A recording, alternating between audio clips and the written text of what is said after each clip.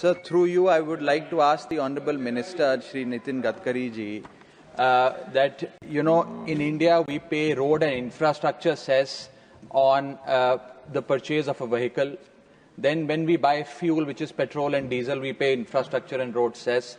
And apart from that, we also pay toll tax. Now, we understand that, by virtue of using models like PPP, BOT, TOT model, there is a cost that the government has to incur, which has to be funded by the taxpayer.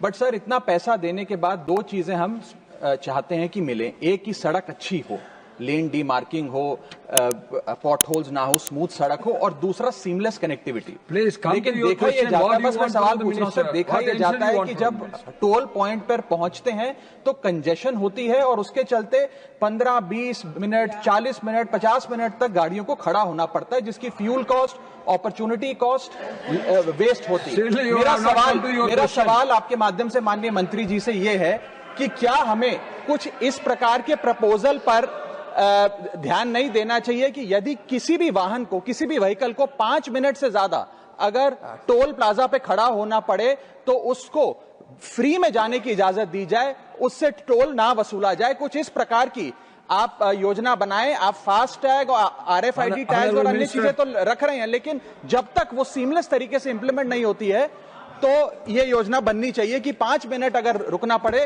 तो toll ना लिया जाए किसी आम नागरिक से. अध्यक्ष महोदय, मैं सम्मान्य सदस्यों को आश्वस्त करना चाहता हूं कि 2026 समाप्त होने के पहले 5 मिनट नहीं, 0 टाइम 80 किलोमीटर मैक्सिमम स्पीड से व्हीकल निकल जाएगा.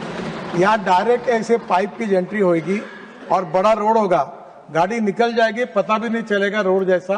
कैमरा नंबर प्लेट का फोटो निकाल लेगा, फास्टैग का निकल जाएगा, रिकॉर्ड डायरेक्ट सैटेलाइट से उसमें जमा हो जाएगा, बैंक अकाउंट से पैसे निकल जाएंगे और कहीं कोई तकलीफ नहीं, कोई पैसे मांगना नहीं, कोई लेना नहीं, कोई देना नहीं.